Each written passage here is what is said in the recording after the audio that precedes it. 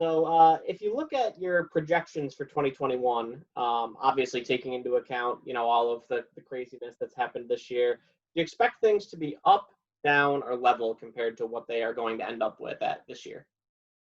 We're kind of hoping for a modest 5 to 10% increase next year. Quite frankly, our customers who are into medical oxygen and medical gases have done okay, but their industrial business has been down dramatically. Sure. And our expectation is that as we get through the year next year, that demand is going to come back, and there's going to be a need for additional soldiers. That's why we have this modest projection. Sure. So for you, for Kaplan, are there anything that you've got coming up company-wise, new products, facilities, anything like that you're especially jazzed up about? Or I know you had some pretty exciting things at the end of this year too that maybe are going to start taking real hold. Anything you're really psyched up about? We're really cranked up about a new 15,000 square foot building that we're building. We just got the approvals back from the city of Harrison. We're going to start construction relatively soon. We simply need more space to hold more inventory. Sure. And, when you're a just-in-time supplier, if you don't have the stuff, you're not selling it. Sure, it's tough to be just in time if you don't have it. When do you just got the approval? Do you expect that to come online at some point in 2021 or? Maybe mid-year 2021. Okay. And obviously you said, inventory. Give me the 30-second elevator pitch about why that's going to be, so important for Kaplan for 2021 and going forward. Well, because we buy most of our shells offshore, we have the difficulty of getting them here.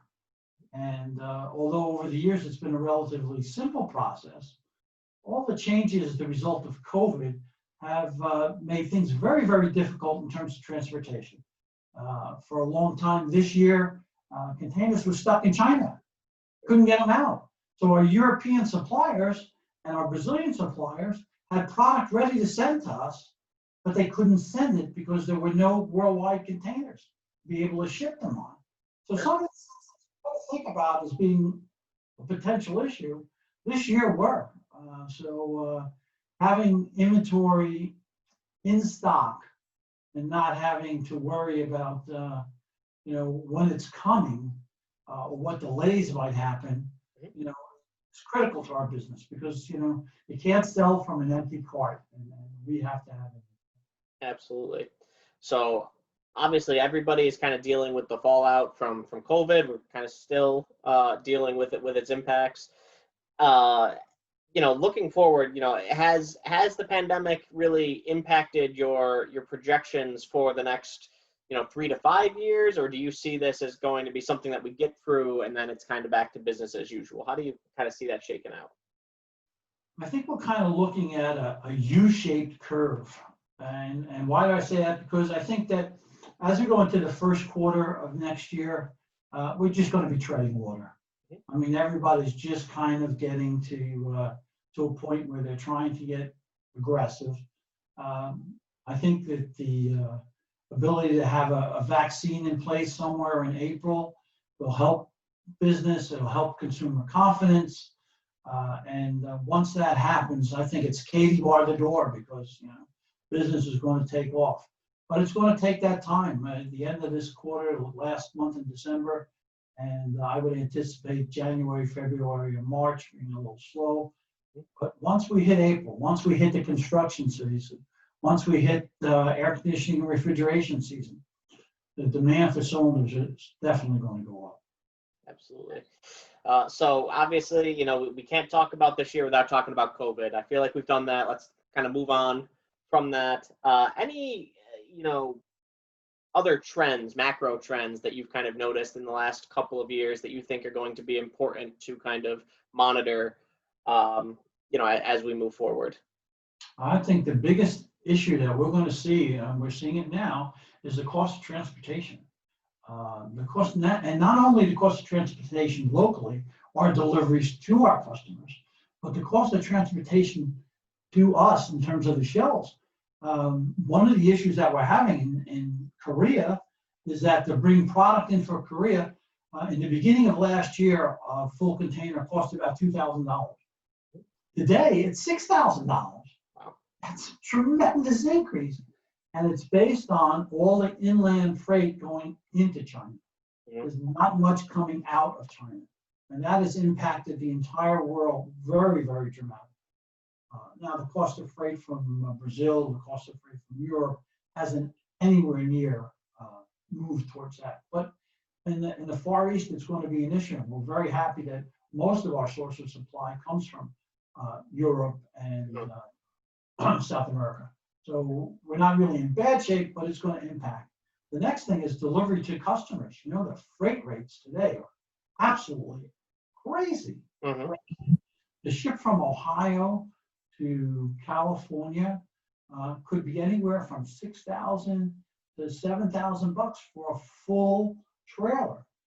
You know, in the past, LTL was the expensive freight. You know, anytime you could maximize by sending a full trailer, you got a benefit. No longer the case. Today, it's cheaper to send 4 parcels LTL than it is to send 1 complete trailer. So there's some trends that are very, very different in terms of how it impacts us and our customers. Sure. If I could have you kind of put on your prognostication cap for a second, do you see, obviously you're not the only people that are dealing with these transportation, inflation, whatever you want to call it. Do you see those things kind of persisting, or do you think that they will, level off a little bit? How do you kind of see that progressing in the next 3 years? I see that cost of transportation going up gradually over the next 3 years. I don't see it coming back down. Unless there's some issue with fuel and reduction in those fuel costs, maybe. But lack of drivers, the lack of equipment, and the high cost of fuel are all going to impact transportation dramatically. Sure. You mentioned medical oxygen and those types of markets that have done pretty well this year. Any other kind of niche markets or specialty markets that you see really being growth drivers for you or for your customers in the next few years?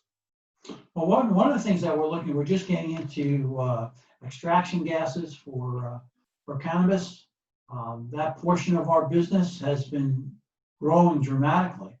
And with places like New Jersey optimizing to recreational marijuana, with laws changing around the country, we believe that the hydrocarbon business is going to be a very, very aggressive, growth-oriented business. And correct me if I'm wrong here. You got new tanks this year that aid in that process? For the first time, we've done a little bit of diversification. We are providing to our customers a just-in-time product. We've made the investment in buying the tanks and being able to do the combinations of gases required. And as the Gouda distributors start to get involved in these gases, we can provide them a just-in-time product, whether it be a 20-pounder or a 100-pound cylinder filled with the exact gas that they need, have it on their dock, and be able to distribute it to their customers, the extractors, within days. Perfect. Anything that we kind of didn't touch on, whether it's related to COVID, to anything that you have planned next year, really anything else that you think would be important to mention in a forward-looking forecast type article? I think as you look forward, the most important thing that we're trying to gauge is consumer confidence. Our customers depend on the consumer being aggressive, the consumer in a position where he wants to buy, where he's confident, where they're looking at new homes, they're looking for additions to the homes, that government is looking to expand in terms of the road systems, rail systems. So all of these things impact the demand for cylinders. And we're hoping to see the economy move. And the biggest mover of our economy is consumer confidence. And I think that once a vaccine is in place and people are more comfortable moving around and getting out and doing things, I think what we're going to see is a huge recovery in the third and fourth quarter. That's great. Well, Jim, thank you so much for your time today. I really appreciate it. And if I don't talk to you before then, I hope you have a wonderful and safe Thanksgiving. Thank you. You too. All right. Take care. Bye-bye. Bye.